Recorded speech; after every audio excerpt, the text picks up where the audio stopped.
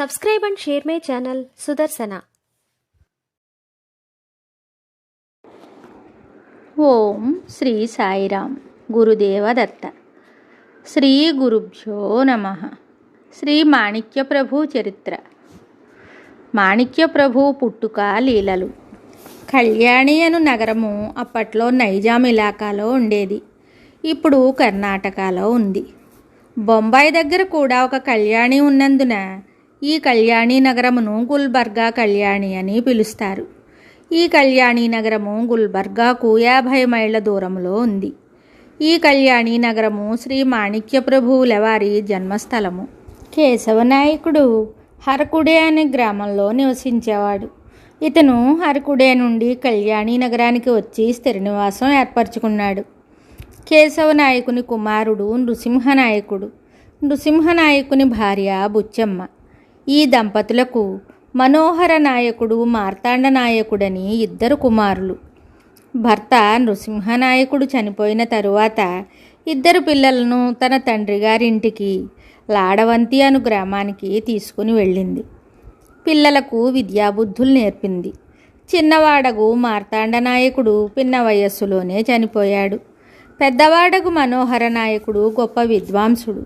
అనేక కీర్తనలు రచించెను. భగవద్భక్తుడు. కళ్యాణి నగర కరణమైన అప్పారావు కుమార్తె భయాదేవిని వివాహం చేసుకున్నాడు. మనోహర నాయకుడు వారి తాతగారి గ్రామమైన లాడవంతి నుండి కళ్యాణికి వచ్చి నివాసం ఏర్పాటు చేసుకున్నాడు. మనోహర నాయకుడు భయాదేవి పారమార్థిక దృష్టి కలవారు. వీరికి 1813లో హనుమంతుడను పుత్రుడు కలిగాడు. ఇతనిని దాదా మహారాజ్ అని పిలిచేవారు. ఇతను ఉపనయన కాలము వరకు మూగవానిగా ఉండి తరువాత మాట్లాడసాగారు. వీరిని మారుతి యొక్క అవతారమని భావించేవారు. వీరి సమాధి మాణిక్య నగరమునకు తూర్పున ఉన్న విరిజ, గురుగంగా నదులు కలిసే చోట ఉన్నది. ఇతను ప్రభువునకు అన్న. ఈశ్వరనామ సంవత్సర మార్గశిర శుద్ధ చతుర్దశి మంగళవారం నాడు అనగా 22/12/1817 తేదీన 2వ సంతానముగా మనోహర నాయకుడు భయాదేవి దంపతులకు శ్రీ మాణిక్య ప్రభుల వారు జన్మించారు. వీరు శ్రీరామనవమి రోజున తల్లి గర్భమున పడ్డారని అనుకుంటారు. అందువలన శ్రీరామనవమి రోజు సంస్థానమందు ఉత్సవం జరుపుట ఉంది. వీరికి మాణిక అని నామకరణం చేశారు. రత్న అని కుటుంబంలో ముద్దుగా ప్రభువును పిలిచేవారు. మనోహర నాయకుడు భయాదేవిల 3వ సంతానము నృసింహుడు. ఈయన ప్రభువు తమ్ముడు. ప్రభువుకు 4వ ఏడు పూర్తి అయ్యేసరికి తండ్రి మనోహర నాయకుడు దేహం చాలించాడు. భయాదేవి తన 3 పిల్లలతో కళ్యాణి యందు స్థిర నివాసం ఉంది. ఈ కళ్యాణి నగరమునందు ఎందరో మహాత్ములు నివసించారు.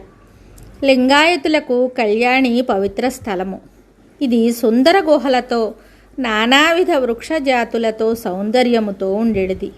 ప్రభువుల వారు తన బాల్యదశను కళ్యాణి నగరమునను దాని పరిసర ప్రాంతాలందు గడిపారు. మనోహర నాయకుడు ప్రభువుకు ఉపనయనం చేసి గాయత్రి మంత్రోపదేశం చేశారు. ప్రభువు ఎవరి వద్ద చదువుకోలేదు. స్వయంగా అబ్బిన విద్యే. చిన్న వయస్సు నుండి వీరు మానవాతీత శక్తులను కనబరుస్తూ ఉండేవారు. అందువలన వీరిని దత్తావతారమని ప్రజలు అనుకున్నారు. చిన్నతనములోనే ప్రభువు మహారణ్యములో పశుపక్షాది జంతువులతో కలిసి తిరిగేవారు. కొండ గుహలలో ప్రవేశించేవారు. సృష్టిలోని సర్వ పదార్థముల నుండి తాను జ్ఞాన సంపదను పొందానని చెప్పేవారు. ప్రభువు అద్భుత లీలలను ప్రదర్శించసాగారు. వాటిలో కొన్ని తెలుసుకుందాము. ప్రభువుతో ఉండు గోవిందుడను పిల్లవాడు ఒకరోజు ప్రభువు వద్దకు రాలేదు. ప్రభువు వాని ఇంటికి వెళ్ళి ఆ బాలుడు చనిపోయినాడని ఇంటివారు ఏడుస్తూ ఉండడాన్ని చూశాడు. ప్రభువు గోవిందా గోవిందా అని బిగ్గరగా పిలిచాడు. చనిపోయిన గోవిందుడు లేచి కూర్చున్నాడు. ఈ లీల తెలియగానే జనులు ప్రభువుని దర్శించసాగారు. ఇట్లే ఇంకొక లీల. ఒకరోజు ప్రభువు వెళ్ళే దారిలో ఓ మాలిని మామిడి పండ్లు అమ్ముతోంది. కొన్ని మామిడి పండ్లు ఇమ్మని ప్రభువు ఆ స్త్రీని అడగగా పండ్లు ఊరకనే రావని చెప్పింది.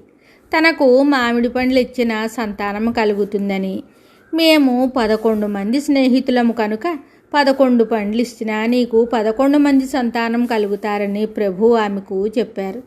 ఆమె ప్రభు అడిగినట్లే పండ్లు ఇచ్చింది. ఆమెకు 5గురు సంతానం కలిగిన తరువాత ఇంక సంతానం చాలని ప్రభువును వేడుకుంది. నీ ఇష్ట ప్రకారమే జరుగుతుందని ప్రభువు అన్నారు. కొద్ది కాలమునకే ఆమె భర్త చనిపోవుటచే సంతానము ఆగిపోయింది. ప్రభుని వేడాభావు, పిచ్చి సోదరుడు అని పిలిచేవారు. వారు ఏది చెప్పినా అది జరుగుతుందని ప్రజలు నమ్మారు. హైదరాబాదులో అప్పారావు, భీమభాయి అను దంపతులు ఉన్నారు. వారికి సంతానం లేదు. ఒక రోజున భర్త అనుమతితో భీమభాయి ప్రభుని దర్శించటానికి మంది మార్బలంతో పల్లకీలో కళ్యాణికి పయనం అయ్యింది. కళ్యాణి నగరము దగ్గరలో పిల్లలు కొందరు ఒక పిల్లవాడిని కొడుతూ ఉండడం భీమాబాయి చూసి ఒక సిపాయిని వారి దగ్గరకు పంపింది.